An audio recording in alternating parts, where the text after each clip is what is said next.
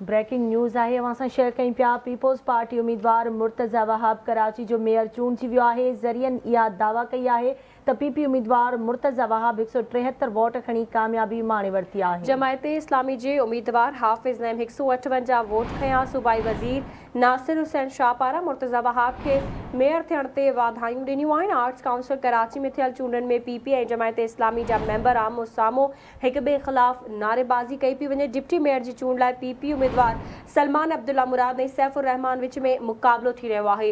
अहम ख़बर आहे अवां सां शेयर करे रहिया आहियूं। पीपी उम्मीदवार मुर्तज़ा वहाब कराची जो मेयर चूंडिजी वियो आहे। ज़रियनि इहा दावा कई आहे। तफ़सील मालूम कंदासीं कराची में आवाज़ जे रिपोर्टर राजा अस्कर सूमरो खां। जी राजा अस्कर, कहिड़ा तफ़सील आहिनि? पीपी उम्मीदवार मुर्तज़ा वहाब कराची जो मेयर चूंडिजी वियो आहे।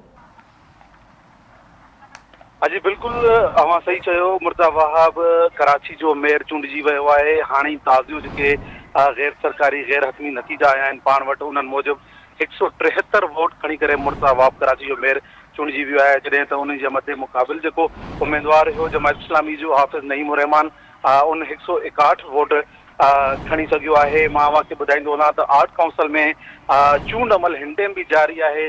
सरकारी नतीजा कुछ देर में पधरा कया वेंदा, पर असांजे ज़रियनि मूजिबि हिन वक़्तु जेको आहे मुर्तज़ा वहाब 173 वोट खणी करे पहिरीं पोजीशन हासिल करे वरिती आहे। कराची जो मेयर चूंडिजी वियो आहे। जॾहिं त डिप्टी मेयर बाबति फ़ैसिलो अञा ताईं न थी सघियो आहे। उनजा जेके नतीजा आहिनि थोरी देर में अचणु शुरू थी वेंदा।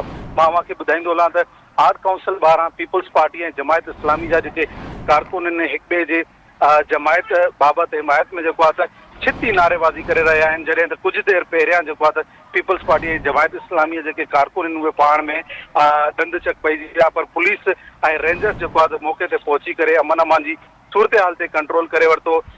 हिन वक़्तु बि जेको मां अव्हांखे ॿुधाईंदो हलां मुंहिंजी नज़रनि जे साम्हूं छिती नारेबाज़ी हले थी पई। हिक ॿिए जी पार्टी क़यादत ते सख़्तु तनक़ीद कई थी वञे। नारेबाज़ी जी सूरत में जेके कारकुन आहिनि हिक ॿिए मथां चढ़ाई करे रहिया आहिनि। पर जेकर मां तव्हांखे आर्ट काउंसिल जे अंदरि जी पोज़ीशन ॿुधायां त अंदरि जेको पोलिंग जो अमल आहे उहो पीसफुल हले थो पियो। अंदरि अमन अमान जी सूरत हाल ते बिल्कुलु जेको आहे कंट्रोल कयो वियो आहे। मां अव्हांखे ॿुधाईंदो हलां त 300 खां वधीक रेंजर समेत पुलिस एहलकार जेको आहे सिक्योरिटी जा फ़र्ज़ सरअंजाम ॾेई रहिया आहिनि। आर्ट काउंसिल जे चारों तरफ़ हिन वक़्तु जेको आहे सिक्योरिटी जा इंतिहाई सख़्तु इंतज़ाम आहिनि। जॾहिं त आर्ट काउंसिल जे अंदरि जेको पोलिंग जो अमल आहे उहो पीसफुल जारी आहे। जी ठीकु आहे राजा असगर सूमरो, वरी महिरबानी अव्हांजी अपडेट करण लाइ।